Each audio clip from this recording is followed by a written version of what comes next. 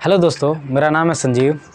आज मैं आपको क्लास 10th का वर्कशीट 54 करवाऊंगा मैं आपको। ठीक है, अगर आप वर्कशीट 54 देखोगे क्लास 10th का, तो उसमें जो पहला प्रश्न दे रखा है, जो पहला क्वेश्चन है, रिक्त स्थान भरिए।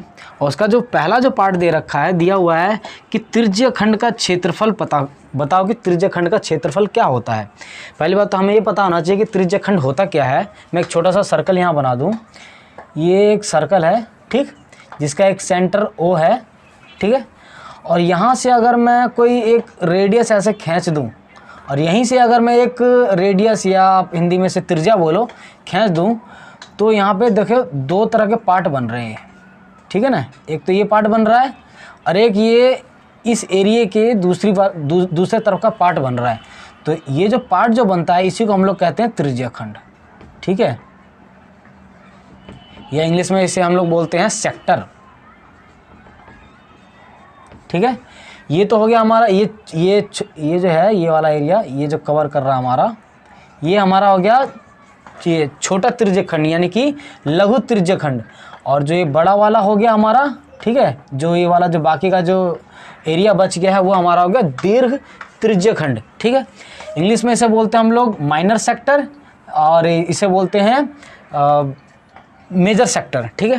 तो निकलता कैसे है, जब इसका सेंटर पे कुछ एंगल दिया होता है, सपोज करो इसका एंगल है थीटा, ठीक है ना। तो इसका एरिया कैसे निकलेगा, थीटा, ठीक है, डिवाइडेड बाय 360, जो कि हमें पता है कि इस सेंटर के, जैसे कोई सेंटर है, और सपोज करो इस सेंटर के चारों तरफ कितने डिग्री का एंगल बनता है, 360, क्योंकि 180 यहाँ बनेगा, 180 यहाँ बनेगा, तो टोटल 360 डिग्री का एंगल बनता है। तो 360 डिग्री का जो एंगल बनेगा वो आएगा नीचे, ऊपर आएगा थीटा। 360 में से ये कितना है हमारा, ठीक है। और इनटू हम जानते हैं कि सर्कल का जो एरिया होता है पाई आर स्क्वायर होता है। अगर आपने theta divided by 360 into pi r square कर दिया, तो ये हो जाता है आपका त्रिज्यखंड का क्षेत्रफल, या फिर एरिया ऑफ सेक्टर, या फिर इसको हम बोले एरिया ऑफ सेक्टर, ठीक दोस्तों। इसी के साथ ध्यान देना, जो हमारा जो सेकंड पार्ट है, इसका जो सेकंड पार्ट है, चतुर्थांश का क्षेत्रफल। चतुर्थांश का मीनिंग क्या होता है, ध्यान देना दोस्तों। ये कोई हमारा सर्कल है, ये सेंटर है, ठीक है। अगर मैं इसको अगर बिल्कुल 4 पार्ट में डिवाइड कर देता हूँ, इस सेंटर से अगर मैं 4 पार्ट में डिवाइड करता हूँ, तो ध्यान देना ये 90 डिग्री का एंगल बनाएगा। हमें पता है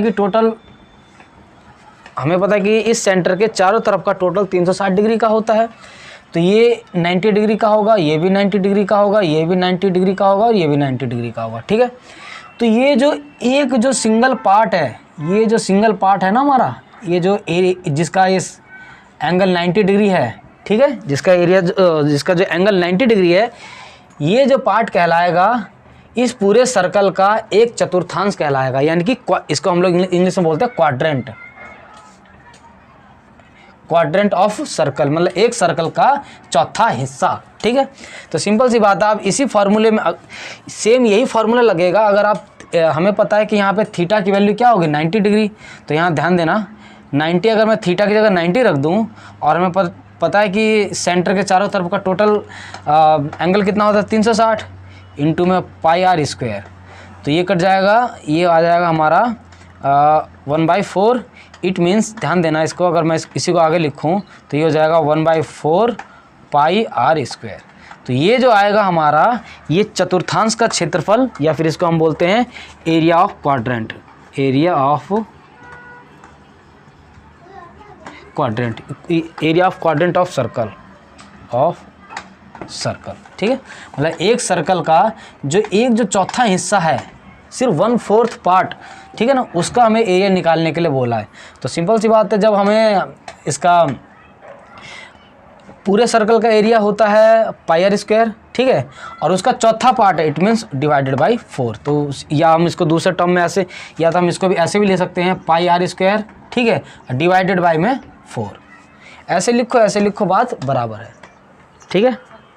अब देखो दोस्तों, ये हमारा थर्ड पार्ट जो कि दिया है कि वृत्तखंड का क्षेत्रफल। पहली बात तो मैं आपको समझाता हूँ कि वृत्तखंड होता क्या है। पहले मैं इसको थोड़ा मिटा देता हूँ, फिर आपको एक बना के दिखाता हूँ कि वृत्तखंड क्या होता है। ये देखिए दोस्तों, ये वृत्तखंड एक्चुअली में होता क्या है, सपोज़ करो ये एक सर्कल है, ठीक, जिसका सेंटर O है, और मैंने कोई एक जीवा बना दी, इसको हमें पता है कि ये A मान लिया, इसको B मान लिया, इसको हम जीवा कहते हैं, ठीक है, और या इंग्लिश में से हम लोग कॉर्ड कहते हैं, ठीक है, ये बना ली जीवा। तो ये जो एरिया, जो शेडेड पार्ट जो है ये हमारा ये एरिया जो बना है ना, ये इसी को हम लोग बोलते हैं वृत्त का खंड।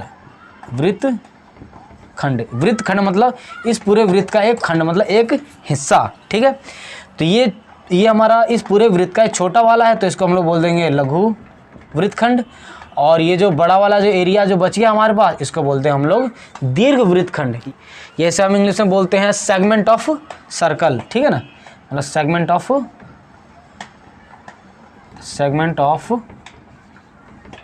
सर्कल, ठीक है दोस्तों, ये होता है। तो सपोज़ करो कि हमें ये निकालना कैसे होगा। मान लो सपोज़ करो इस सेंटर से मैंने एक कुछ ट्रायंगल इस तरह का बना दिया, ध्यान देना, एक ये ट्रायंगल इस तरह का बन रहा है, ट्रायंगल यहाँ से, ठीक है। तो ध्यान देना कि हमें इसका एरिया तो पता है,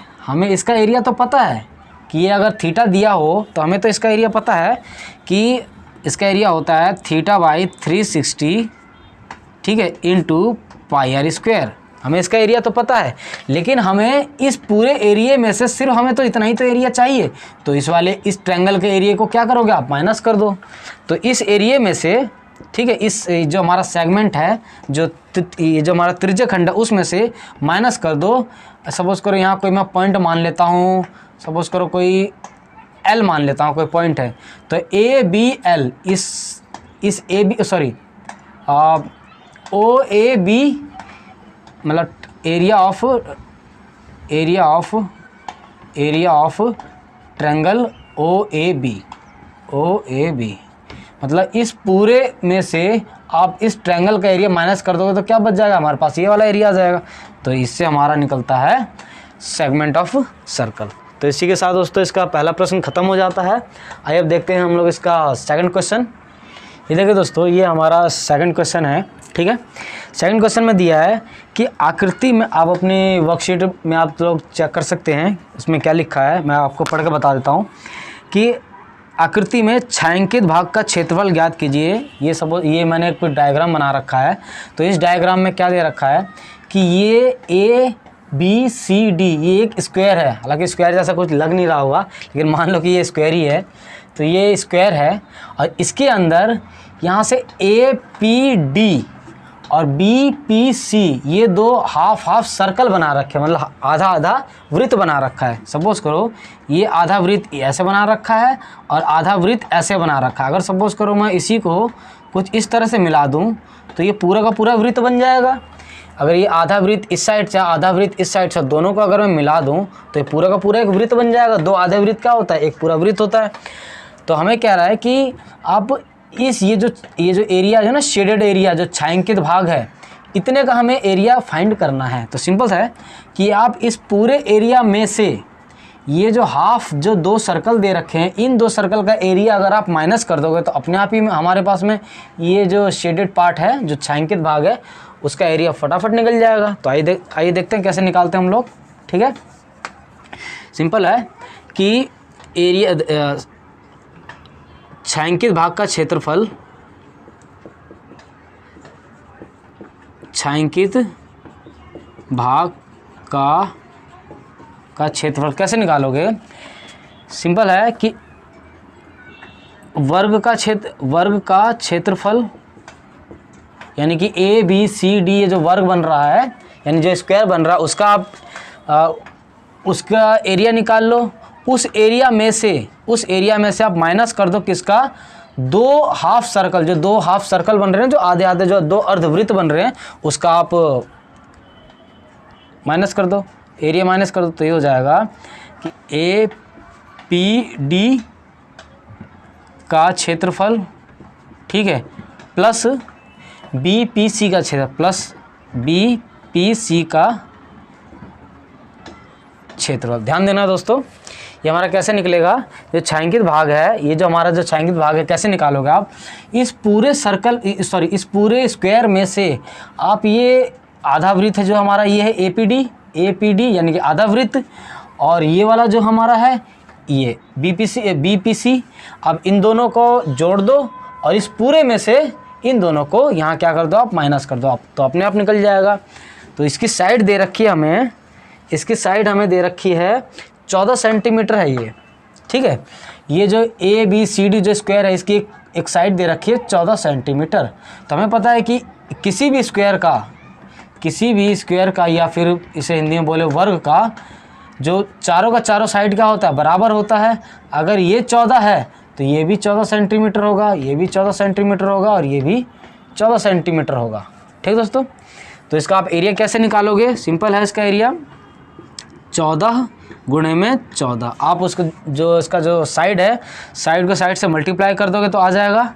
अब ध्यान देना, ये जो हाफ सर्कल है, ध्यान देना दोस्तों, हाफ सर्कल का जो फॉर्मूला होता है वो होता है 1/2 पाई आर स्क्वायर, क्योंकि जो पूरा सर्कल होता है उसका तो होता है पाई आर स्क्वायर, उसका आप हाफ कर दो, ठीक है, प्लस ये वाला सर्कल, ठीक है ना, तो ये हो जाएगा हाफ पाई आर स्क्वायर।